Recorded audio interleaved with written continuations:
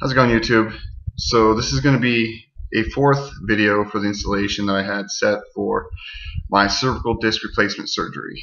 I had it on March 21st, 2016. It is currently June 16th, 2016, so it has been some time of healing for me. Jazz D. Jensen requested that I put a little bit more information about my symptoms and the pain I felt prior to surgery. So I'll cut right to the chase. I didn't have the surgery right away after my injury. It took about a year after my injury before I had the surgery. When I first got injured, the pain was primarily located on my right side behind my scapula. What it did was actually I had ruptured the disc between C6 and C7, and that was putting pressure on the nerve right there, and it shot down following the ulnar nerve through my back, where I received probably the majority of the pain. Down my right arm, behind my triceps, into my elbow, down my forearm, and then into these fingers, creating tingling sensation as part of my hand. But serious pain was definitely in my elbow, behind the triceps, and certainly in my back behind the scapula. On a scale of 1 to 10, I would rate my pain as definitely a 10. Without pain medication, I couldn't sleep at night. I would be sitting up with ice packs on my back just trying to dull the pain. So after an MRI, they decided that I had a ruptured disc and had me on pain medication to withstand it, and then I went to go see a neurosurgeon. The neurosurgeon recommended that I wait and see if my body heals the rupture on its own, and give it time. Sometimes the body will dissolve the rupture and it'll heal on its own. You don't have to have a surgery. So I didn't want to have surgery in the first place, and I certainly didn't want to keep taking medication. So I waited some time. About 6 months after my injury, I was able to get back into the gym, start exercising a little bit. Every time I would exercise, though, doing bench press or any exercise that I worked the triceps even a little bit, I would have that pain shoot from my back, through my shoulder, into my elbow. A lot of the pain would seriously be here and in the back of my triceps. It would cut my workouts short for the day. I wouldn't be able to continue my exercise.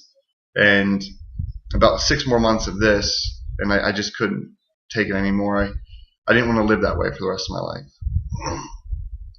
So I went back to the doctor, told them my symptoms, and they gave me another MRI and determined that I still had the ruptured disc. My body hadn't dissolved anything whatsoever, and I was still pretty much in the same exact situation. So I was given 3 options from the neurosurgeon. One option was to just live with the pain for the rest of my life. Maybe it gets better, maybe it doesn't.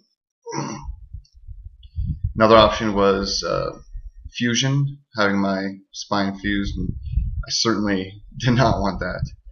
And then another option was mobi-c, which, if you watch my first video, I give you a good description of it and a photo of what mobi-c is. And if you haven't watched any of my other videos, I recommend you go back and watch them. I'll put a link to each video in the description for this video. I recommend it, so that way you get an idea of what I'm talking about when I mention my cervical disc replacement surgery. So, all in all, prior to my surgery, first 6 months were probably the hardest. They were definitely the worst. After the first 6 months, I was able to start moving a little bit more, getting back into the gym and doing some things. I started feeling a little bit better, but again, I was limited because of the pain I would constantly end up feeling. So post-surgery, like I said, it's been a couple months, and I feel great. I haven't had any pain whatsoever. There's 0 pain in my back, no pain down my arm. I'm back in the gym. I'm doing bench press, tricep extensions. I'm doing pretty much everything that I've done before, and I'm completely healed.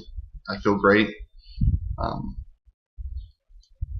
Honestly, I recommend, if you have any of the issues that I was having, I highly recommend this surgery. And if you watch my other videos, you can see even day 2 after operation, I was up and about. I left the same day. It really wasn't that big of a deal for me for that surgery. It healed very quickly. Within 1 month, I was pretty much fully healed.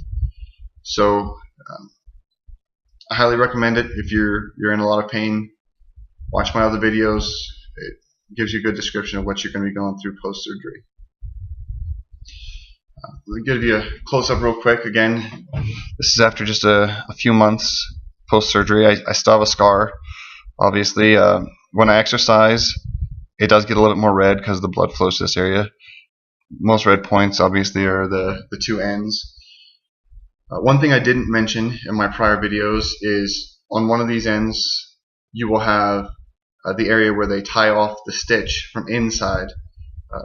So on the outside, they're just going to have like a liquid stitch, a glue, holding your skin together. But inside, you'll have tissue stitched back together, and your self-dissolving stitch, the end, the knot, will be up here. Chances are it's going to get mildly infected. It'll look like a pimple on your neck.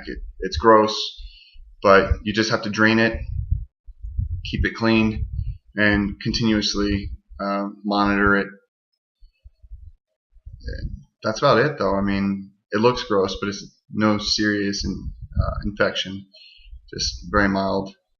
So anyways, if you have any more questions, please leave that in the comment box for this video or any of my other videos. I'll try to check them as often as possible and get back to you as soon as possible. I apologize, the request for this video came out a while ago, but I actually had another surgery. I had a septoplasty and a turbinate reduction, which my nose is still a little bit swollen. So I'm just coming off of that surgery now. So anyways, appreciate you watching, and hopefully you get something out of my videos.